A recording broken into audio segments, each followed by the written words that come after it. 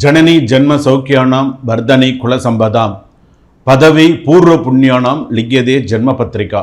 சூரிய சோம அங்காரக புத குரு சுக்ர சனிபியஸ்ட ராகவே கேத்தவே நமஹா. 12 ராசிகள் 9 கிரகங்களோடு அனுகிரகத்தோடு 27 நட்சத்திரங்களுடைய ஆசீர்வாதங்களோடு டிசம்பர் மாத பலன்களை நம்ம பார்க்க போகிறோம். டிசம்பர் மாத பலன்கள் என்று சொல்லக்கூடிய கார்த்திகை மாதத்தில் ஒரு 15 நாட்கள் இருக்குது. அதே போல் மார்கழி மாதத்தில் ஒரு 15 நாட்கள் இருக்கும். இந்த கார்த்திகையும் மார்கழியும் இணைவது தான் பார்த்திங்கன்னா இந்த டிசம்பர் மாத ராசி பலன்கள். அப்போ இந்த டிசம்பர் மாதத்தில் 12 ராசி பலன்கள் எப்படி இருக்கும்? இப்போ பொதுவாக பார்த்திங்கன்னா ஒரு மாதத்துடைய விஷயங்களை நம்ம தெரிஞ்சுட்டால் தான் அந்த அந்த எந்த கோவிலுக்கு போகணும், ஒவ்வொரு மாதத்திற்கும் ஒவ்வொரு சிறப்பு இருக்குது. இப்போ கார்த்திகை மாதம்னா ஒரு சிறப்பு இருக்குது, மார்கழி மாதம்னா ஒரு சிறப்பு இருக்குது. இப்போ கார்த்திகை மாதம்னா என்ன சிறப்பு? கார்த்திகை தீபம் சிறப்பு, பரணி தீபம் சிறப்பு.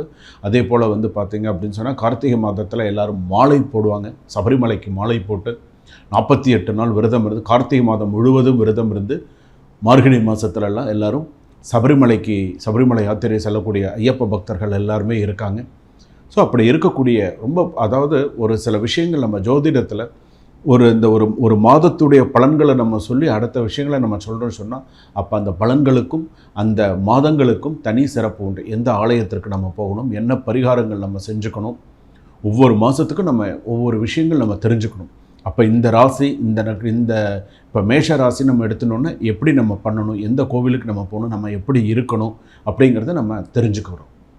அப்போ இந்த சபரிமலைக்கு எல்லாருமே யாத்திரை போவாங்க. சபரிமலை யாத்திரை போகும்போது எப்படி இருக்கும்? ஒவ்வொருத்தரும் பார்த்திங்கன்னா சில பேர் அந்த ஒவ்வொரு ஆலயத்திற்கும் சென்று வருவார்கள். ஒவ்வொரு ஆலயம் போவாங்க. சமயபுரம் போவாங்க. அதே போல் பார்த்திங்கன்னா ராமேஸ்வரம் போகக்கூடியவர்கள் இருப்பாங்க. ஒவ்வொருத்தரும் ஒரு ஆலயங்களை தொட்டு தேனி போகும்போது தேனி பக்கத்தில் இருக்கக்கூடிய சில சிவாலயங்கள் அந்த மாதிரி இருக்கக்கூடிய கோவில்களுக்கு அப்படியெல்லாம் கோவில்களுக்கெல்லாம் போகும்பொழுது உங்களுடைய ராசிக்கான கோவில்கள் அப்படி அது போகும் வழியில் வருது அப்படின்னு சொன்னால் அந்த ராசிக்கான கோவிலை நீங்கள் டச் பண்ணி போனீங்கன்னா ரொம்ப சிறப்பு. இந்த கோவிலுக்கு போக சொல்லியிருக்காங்க, ஸோ இந்த கோவிலுக்கு போயிட்டு போனால் ரொம்ப விசேஷமானது, என்னுடைய நட்சத்திர ராசிக்கு இந்த கோவில் சொல்லியிருக்காங்க சுவாமி, அப்போ இந்த கோவிலுக்கு நான் போயிட்டு வந்தால் எனக்கு நல்ல சிறப்பான விஷயங்கள். இப்போ நீங்கள் இதற்குன்னு போகிறதில்ல. அப்போ சபரிமலைக்கு நீங்கள் போகும்பொழுது உங்களுக்கு அந்த மாதிரி நீங்கள் போய் அந்த சுவாமி தரிசனம்லாம் நீங்கள் பண்ணினீங்க அப்படின்னு சொன்னால் ரொம்ப விசேஷமானது. இப்போது இந்த 27 நட்சத்திரம் நமக்கு இருக்குது. அஸ்வினி நட்சத்திரத்திலிருந்து ரேவதி நட்சத்திரம் வரையில் இருக்குது.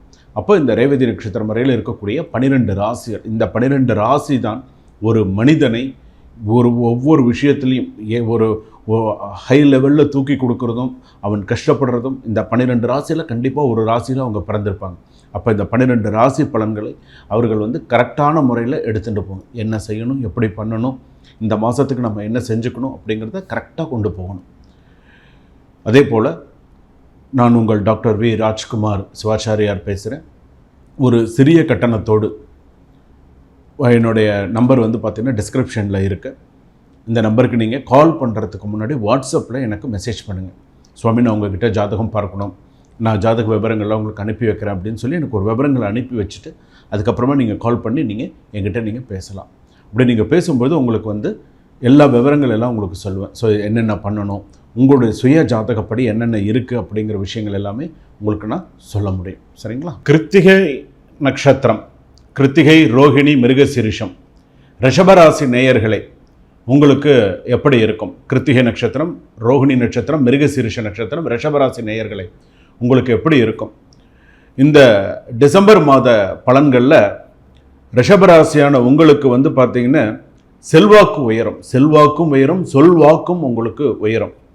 ரெண்டாவது இந்த ரிஷபராசி அப்படின்னு எடுத்துக்கும்பொழுது இந்த ரிஷபராசிக்கு அதிபதி பார்த்திங்கன்னா ஜாதகத்தில் சுக்கிரன். இந்த சுக்கிரன் நல்ல ஸ்தானத்தில் இருக்கும்போது நீங்கள் ஹை லெவலில் வருவீங்க. இந்த சுக்கிரன் நீச்சமாகவோ சுக்கிரன் பகையாகவோ, இந்த சுக்கிரன் பார்த்திங்கன்னா நட்பாக இருந்ததுன்னா நல்ல பலன், உச்சமாக இருந்ததுன்னா நல்ல பலன், ஆட்சியாக இருந்தால் நல்ல பலன். இதே இந்த சுக்கிரன் பகையாகவோ நீச்சமாகவோ இருந்தால் கெடு பலன்கள் அதிகமாக இருக்கும். ரொம்ப நம்ம கவனமாக ஒவ்வொரு விஷயத்தையும் கொண்டு போகணும். அந்த சுக்கிரன், அந்த ரிஷபராசிக்கு அதிபதி அந்த சுக்கிரன். அப்போ அந்த ஸ்தானம் ஒரு கிரகம் ஒரு இடத்துல இருக்குது அப்படின்னு சொன்னால், இப்போ ரிஷபராசின்னு எடுத்துன்னு சொன்னால் ஜென்மத்தில் இப்போ குரு ஜென்மராமர் வனத்திலே அப்படிங்கிற மாதிரி நிறைய பிரச்சனைகள் வரும்.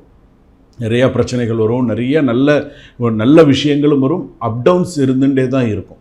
நல்லதும் வரும், கெட்டதும் வரும். 20 நாள் நல்லா இருந்தால் 10 நாள் ஏதாவது ஒரு பிரச்சனை வரும், 10 நாள் நல்லா இருந்தால் 20 நாள் ஏதாவது ஒரு பிரச்சனைகள் வந்துகிட்டே இருக்கும்.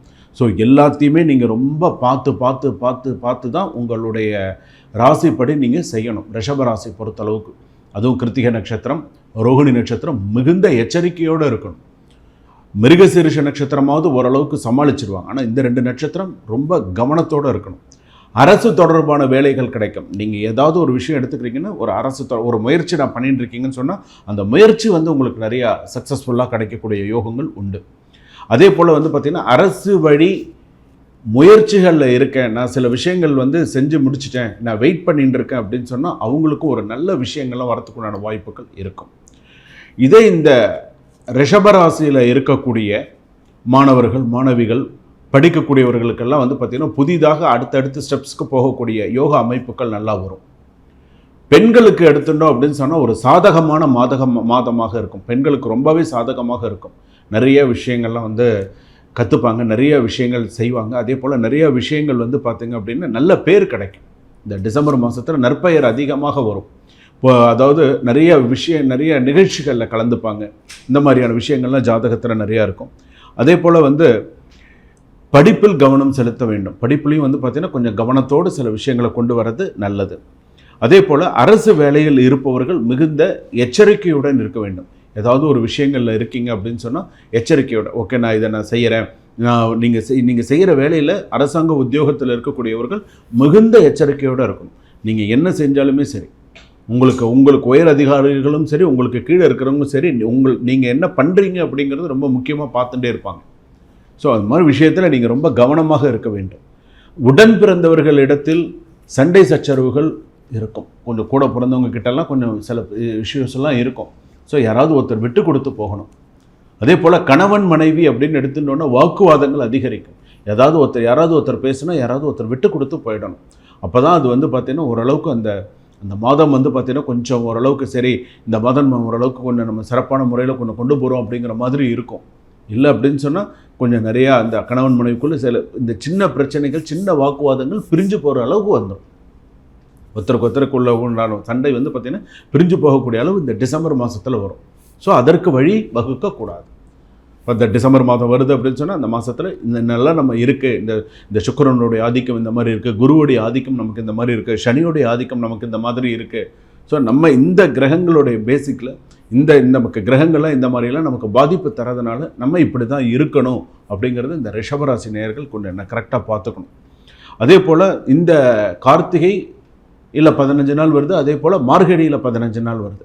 அப்போ இந்த மார்கழி மாதம் அந்த 15 நாள் வரும்போது நீங்கள் எப்படி இருக்கணும்? ரொம்ப ரொம்ப ரொம்ப எச்சரிக்கையோடு இருக்கணும். எங்கே வெளியில் போனாலும் வந்தாலும் வண்டி வாகனங்களில் ரொம்ப கவனமாக போகணும், கவனமாக வரணும். அதே போல் வீண் பழி, வீண் அவச்சொல் ஏற்படும். வீண் அவச்சொல், அதாவது உங்களுக்கு சம்பந்தமே இல்லாத விஷயத்தில் அது சண்டை பிரச்சனை வீண் அவச்சொல், அவப்பெயர்கள் ஏற்படும். நல்ல பேர் இருக்கிறவங்களுக்கு கூட பார்த்திங்கன்னா என்னடா திடீர் சடன்லி எதிர்பாராத அளவுக்கு இந்த சில விஷயங்கள் இருக்கும். உங்களை மாட்டி விட்டுட்டு போயிடுவாங்க. எனக்கு தெரியாதுங்க, இவங்க இதை சொன்னாங்க அப்படின்னு சொல்லி அப்படியே இன்டைரக்டாக அப்படியே மாறி போயிடும். அப்படியே அது அப்போ பார்த்திங்கன்னா உங்களுக்கு மனசு ரொம்ப சஞ்சலப்படுவீங்க. என்னடா இது நம்ம உண்டு, நம்ம வேலை உண்டு, நம்ம சில விஷயங்கள் நம்ம பார்த்துட்டு இருக்கும்போது நமக்கே இந்த மாதிரியான பிரச்சனைகள் வருது நமக்கு தெரியல அப்படிங்கிற மாதிரி இருக்கும்.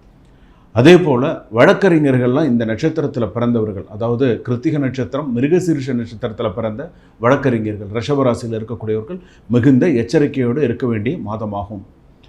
அதே போல் ஒரு கோர்ட்டு கேஸ் நடந்துட்டுருக்கு, ஒரு விவாகரத்து கேஸ் நடந்துட்டுருக்கு அப்படின்னு சொன்னால் இந்த டிசம்பர் மாதத்தில் கொஞ்சம் தொடரும்.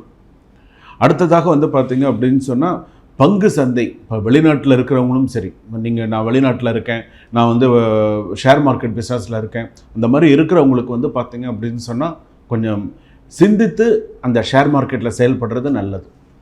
இதே பார்த்திங்கன்னா இந்த கிருத்திகை நட்சத்திரம், ரோகிணி நட்சத்திரம் இருக்கக்கூடிய வெளிநாட்டில் இருக்கக்கூடியவர்களுக்கு சில பேர் வேலை இல்லாமல் இருப்பாங்க. அந்த வேலை இல்லாமல் அங்கே இருந்துட்டு இருப்பாங்க, ஆனால் வேலை இருக்காது, வேலை மாறி இருப்பாங்க, இல்லைன்னா வேலைக்கு வெயிட் பண்ணிட்டு இருப்பாங்க. நான் எழுதி போட்டிருக்கேன், எனக்கு இன்னும் வரல அப்படிங்கிற மாதிரியான இதில் இருப்பாங்க. ஆனால் அவங்களுக்கு இந்த சுப செய்திகள் கண்டிப்பாக வரும். அதாவது டிசம்பர் மாதத்தில் ஒரு 15, 16, 17 தேதிக்குள்ளே ஒரு நல்ல செய்திகள், நல்ல விஷயங்கள்லாம் இந்த ரிஷபராசி நேயர்களுக்கு கண்டிப்பாக வரும். அதுவும் வெளிநாட்டில் இருக்கிறவங்களுக்கு கண்டிப்பாக நல்ல செய்திகள் உங்களுக்கு மனசுக்கு சந்தோஷமாக இருக்கும். சரி, எனக்கு நம்ம இவ்வளோ நாள் எதிர்பார்த்திருந்த ஒரு நல்ல விஷயம் நமக்கு நடந்துருச்சு அப்படிங்கிற உங்களுக்கு மனசுக்கு ஒரு திருப்தியுள்ள ஒரு சூழ்நிலை நிலவும். அதனால் இந்த ரிஷபராசிக்காரர்கள் நீங்கள் நிறைய வழிபாடு செய்ய வேண்டியது வந்து பார்த்திங்கன்னா பெருமாள் வழிபாடு, சக்கரத்தாழ்வார் வழிபாடு, இதெல்லாம் உங்கள் ஜாதகப்படி ரொம்ப சிறப்பாக இருக்கும். விஷ்ணு சஹஸ்ரநாமம் நீங்கள் கேட்குறது உங்களுக்கு அவ்வளோ ஒரு நன்மையை தரக்கூடியதாக இருக்கும். சரிங்களா? சுபம்.